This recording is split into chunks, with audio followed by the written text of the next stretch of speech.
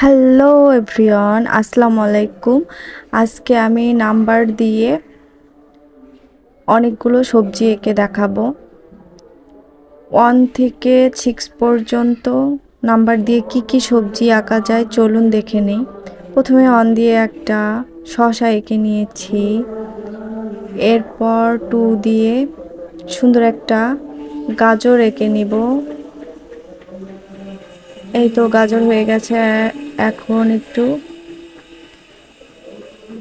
এইসব নাম্বার ড্রয়িংগুলো আপনারা বাচ্চাদের শিখাতে পারেন, বাচ্চারা অনেক এনজয় করবে এবং নাম্বার শিখতেও আগ্রহী হবে। গাজর আঁকা ডান। এরপর নাম্বার 3 দিয়ে আমরা দুটো মরিচ আঁকবো।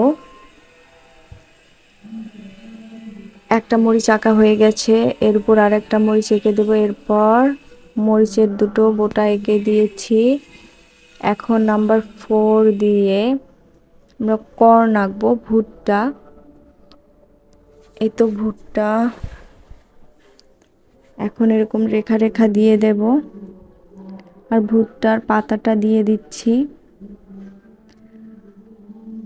নাম্বার ড্রয়িংগুলো বাচ্চারা অনেক পছন্দ করে। এখন নাম্বার 5 দিয়ে একটা মিষ্টি কুমড়ো আঁকছি। দেন নাম্বার 6 দিয়ে আমরা আরেকটা সবজি আঁকবো। আপনারা বাচ্চাদের সাথে এভাবে ড্রয়িং করতে পারেন, এতে ওরা অনেক মজা পাবে। আর আমার ভিডিওগুলো যদি ভালো লাগে অবশ্যই ভিডিওগুলো শেয়ার করে দেবেন এবং বাচ্চাদের দেখাবেন যাতে ওরা এই ভিডিওগুলো দেখে আর্ট শিখতে পারে। বাচ্চারা মোবাইলে সময় না কাটিয়ে যাতে ড্রয়িং করে, কালার নিয়ে খেলে, এদিকে আপনারা অবশ্যই খেয়াল রাখবেন। কালার নিয়ে খেললে তারা অনেক সৃজনশীল হয়, তাই তাদের কালার করতে। এখন আমি এগুলোকে কালার করে নিচ্ছি। প্রথমে পাতাগুলোকে সবুজ কালার করে দিয়েছি। এরপর গাজরটাকে আমি কালার করে দিচ্ছি, এখানে রেড কালার দিয়েছি। একটু ফাঁকা রেখেছি কালার, যাতে হাইলাইট হয়, বোঝা যায়, সুন্দর দেখায় গাজরটাকে।